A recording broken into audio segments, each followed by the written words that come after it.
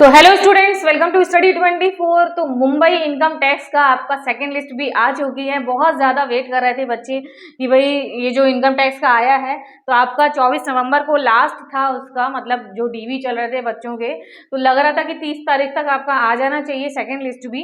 तो ये अब आपके आ चुके हैं। काफ़ी सारे बच्चों की लिस्ट है, हम लोग देखेंगे कब कब आपके डीवी हो रहे हैं, वो सब देखेंगे, क्या क्या डॉक्यूमेंट्स चाहिए हैं। ठीक है, तो पूरी वीडियो को एंड तक देखिएगा। वीडियो को थोड़ा सा शेयर भी करिएगा और लाइक भी करिएगा, और जो भी बच्चे नए हैं चैनल को जरूर सब्सक्राइब कर लीजिएगा। आपको यहाँ पर लेटेस्ट अपडेट्स मिलती रहेंगी एमटीएस के रिगार्डिंग। बाकी कोई भी क्वेरी है इस नंबर पर आप कॉल या मैसेज करके पूछ सकते हैं। टेलीग्राम ग्रुप में ऐड हो जाना, सारे पीडीएफ्स मैं वहीं पर शेयर करती हूँ, उसकी लिंक भी डिस्क्रिप्शन बॉक्स में मेंशन है। तो ये आपका आया है मुंबई इनकम टैक्स का, जो आपका पहले भी आ चुका है, इसकी ये सेकंड लिस्ट आ गई है।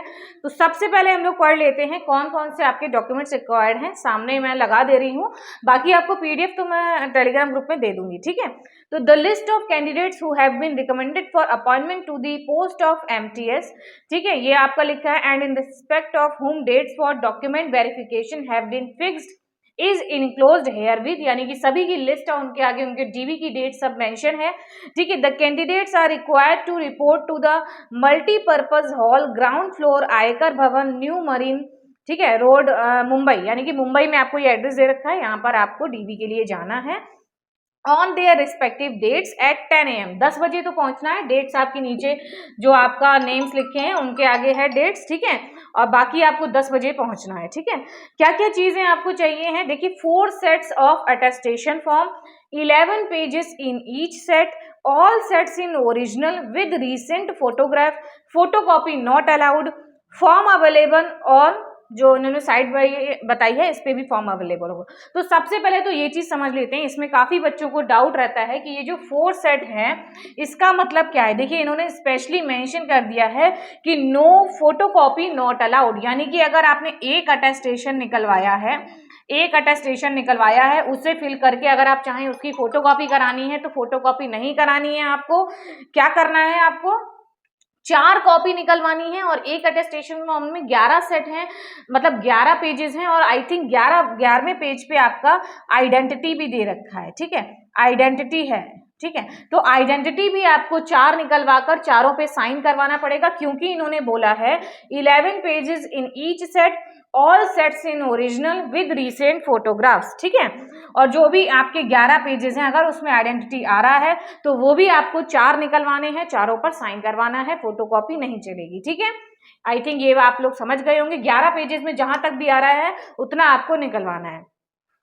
नेक्स्ट आपका वही मार्कशीट, 10th की मार्कशीट, प्रूफ ऑफ एज, वही उसमें भी 10th की मार्कशीट आपका चल जाएगा। सर्टिफिकेट ऑफ फिजिकल डिसेबिलिटी अगर है, सर्विस लिविंग या डिस्चार्ज बुक एक्स सर्विसमैन के लिए है, SC ST के हैं तो वो सर्टिफिकेट चाहिए है।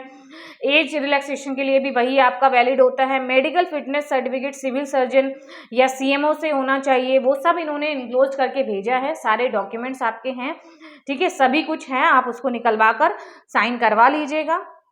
फिर इंस्ट्रक्शंस में है all the above mention documents eight serial number 2 to 8, जितने भी डॉक्यूमेंट्स हैं वो सब ओरिजिनल आएंगे, और एक सेल्फ अटेस्टेड फोटोकॉपी। ओरिजिनल में क्या आपका वही डॉक्यूमेंट्स आपके जो मार्कशीट हो गया, और आपका जो भी डिस्चार्ज बुक हो गई, या आपका हायर क्वालिफिकेशन जो भी आपने फॉर्म भरते टाइम फिल कर रखी हैं वो, ठीक है, SC ST का सर्टिफिकेट, ये सारी जो चीजें हैं ना, इनको एक तो ओरिजिनल सेट रहेगा और एक आपको फोटोकॉपी करना है और उसको सेल्फ अटेस्ट करना है। क्या करना है, सेल्फ अटेस्ट करना है।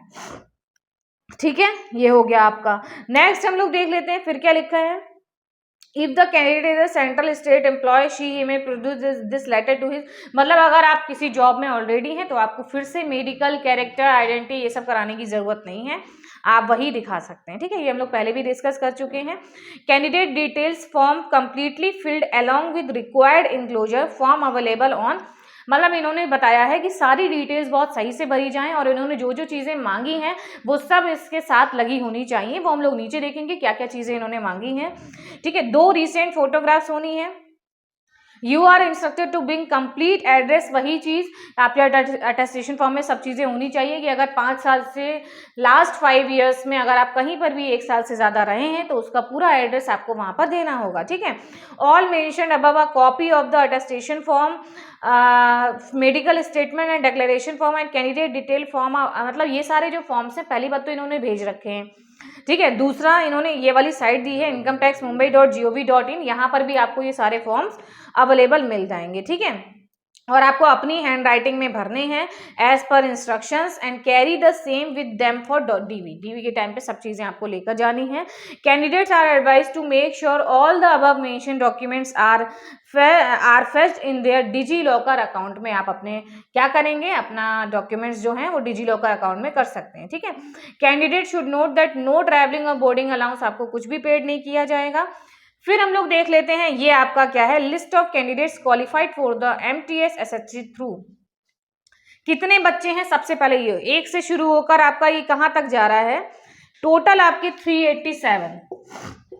387 कैंडिडेट्स की आपकी ये लिस्ट आ गई है, ठीक है। और इसमें देखिए आपकी डेट्स कहाँ से हैं, सबसे पहले तो ये रोल नंबर है, फिर रैंक है, डेट ऑफ DV क्या दे रखा है, 18 तारीख से आपके शुरू होकर 18, 19 और ये पूरा शुरू होकर आपका 22 तारीख तक DV चल रहा है, 18 से 22, ठीक है। 18 से 22, 18, 19, 20, 21, 22, 5 दिन में आपका DV कंप्लीट होगा। 325 कैंडिडेट्स का 5 दिन में आपका DV होना है, ठीक है।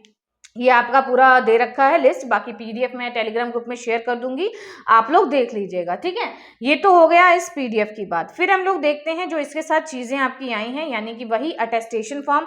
देखिए देख लेते हैं भाई 11वें पेज पे आपका क्या है, अटेस्टेशन फॉर्म आया है, ये आपका फर्स्ट पेज है, ये आपका चलता चला जा रहा है, पूरा कहाँ तक चलता चला जा रहा है, 5th पेज तक आपका अटेस्टेशन फॉर्म है, ठीक। फिर आपका ये आइडेंटिटी तो 6th में ही दे रखा है, तो भाई ये तो 4 बनेंगे ही आपके। 6ठे पे आपका आइडेंटिटी है, ये सारी चीजें हैं। फिर आपका डिक्लेरेशन है 8वें पे आपका, ठीक है। हाँ, फिर आपका ये कैरेक्टर सर्टिफिकेट भी आ गया है 10th A और 10th B में, यानी ये भी आपका 4 सेट, सब चीजें आपकी चलने वाली हैं। फिर आइडेंटिटी इन्होंने एक और दे रखा है, ये सारी चीजें हो गई। लेकिन ये जो कैंडिडेट स्टेटमेंट एंड डिक्लेरेशन है जो मेडिकल वाला है, ये आपको एक ही ले जाना है, क्योंकि 11 पेज के अंदर इंक्लूड नहीं है, ये एक ही रहेगा, मेडिकल एक ही रहता है आपका, ठीक है। ये मेडिकल हो गया। फिर आपका है कैंडिडेट डिटेल्स फॉर्म। डिटेल मतलब इसमें आपकी देखिए नेम ऑफ कैंडिडेट, जो भी mother name, father name, marital, ये सारी चीजें दे रखी हैं। परमानेंट एड्रेस वो आपको सब फिल करना है, बिल्कुल सही सही इसमें भरिएगा। अगर आपको कोई चीज़ें चेंज भी करनी है तो आप यहीं कर सकते हैं, फिर इसके बाद नहीं आप चेंज कर पाएंगे, ठीक है। नेक्स्ट हम लोग देख लेते हैं, बच्चे पूछे तो भाई डोमिसाइल में क्या लगेगा, यहाँ पे डोमिसाइल के लिए जो मांगा है, बाकी सारी चीज़ें तो ठीक है।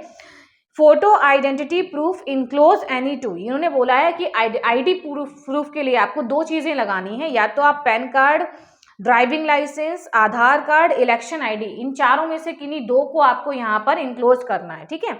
तो पैन आधार लगा लो, चाहे कोई भी 2 आपको लगाने हैं आइडेंटिटी प्रूफ के लिए। फिर रेजिडेंशियल एड्रेस प्रूफ जो आपका है निवास वाला, उसके लिए आपको 2 लगाने हैं। इन्होंने काफ़ी सारे ऑप्शंस दे रखे हैं, या तो आप पासपोर्ट लगा दीजिए, या टेलीफोन बिल, या पासबुक, या रेंट एग्रीमेंट लगा सकते हैं, इलेक्ट्रिसिटी बिल लगा सकते हैं, राशन कार्ड, यूटिलिटी बिल, या अदर भी कोई जिससे आपको ये वेरीफाई हो पाए कि भाई ये आपका रेजिडेंशियल एड्रेस है, तो आप वो 2 लगाएंगे जो इन्होंने ऑप्शंस दे रखा है। और अदर्स में भी फिर जो भी आ सकता है वो आप लगाएंगे, ठीक है। बाकी आपका फोटो वगैरह, साइन वगैरह होगा। तो ये रेजिडेंशियल के लिए स्पेशली था कि बच्चे कहते हैं राशन कार्ड लगाना है, क्या लगाना है, तो स्पेशली इन्होंने सब कुछ मेंशन कर रखा है, पॉइंट्स दे रखे हैं। कुछ भी आप इनमें से 2 चीज़ें लगाएंगे, पासपोर्ट लगा सकते हैं या पासबुक लगा दीजिए, भाई पासबुक तो सभी के पास होती है, पासबुक लगा सकते हैं। राशन कार्ड होता है, अगर राशन कार्ड लगा दीजिए, या बिल वगैरह है, या आपका अदर्स में और भी चीज़ें जो हो सकती हैं आपके डोमिसाइल के लिए, रेजिडेंशियल एड्रेस के लिए कि भाई आप यहीं रहते हैं उसके लिए, तो आप वो लगा सकते हैं, ठीक है। ये सारी चीज़ें आपकी आई हैं इस बार। तो ये पूरा PDF था आपका मुंबई इनकम टैक्स का। आई होप आपको अच्छे से समझ में आ गया होगा। बाकी अभी भी कोई डाउट रहे तो आप इस नंबर पर कॉल करके मुझसे पूछ सकते हैं, या मैसेज भी कर सकते हैं। टेलीग्राम ग्रुप में ऐड हो जाना, लिंक डिस्क्रिप्शन बॉक्स में मेंशन है। और चैनल को ज़रूर सब्सक्राइब करिएगा ताकि आपको लेटेस्ट अपडेट्स मिलती रहें। और आपको पता है मैं अकाउंटेंट भी हूँ, तो आपका भी कोई भी आपका वर्क हो, PF GST ITR अकाउंट से रिलेटेड कोई भी वर्क हो, लोन एटसेट्रा आपका, और आपका इस नंबर पे आप कॉल या मैसेज करके करवा सकते हैं। बहुत ही मिनिमम चार्जेस में आपके सारे वर्क हो जाएंगे। अब आप लोग जॉब में आने वाले हैं, आईटीआर फाइल करना होगा या जो भी चीज़ें हैं, ठीक है, पीएफ होता है लोगों को, वो निकलवाना होता है, तो वो सारी चीज़ें आप करवा सकते हैं। बहुत ही मिनिमम चार्जेस में आपके सारे वर्क यहाँ पर हो जाएंगे, ठीक है। तो इस नंबर पर आप कॉन्टेक्ट कर सकते हैं। हमारे पास पूरी टीम है अकाउंटेंट्स की, तो आपके सारे वर्क यहाँ पर हो जाएंगे। कभी भी कोई भी नीड हो आप इस पर कॉल करके मुझे बता सकते हैं। तो फिर मिलते हैं आपको नेक्स्ट वीडियो में ऐसे इंपॉर्टेंट अपडेट्स के साथ। तब तक देखते रहिए वीडियोज़। Thank you.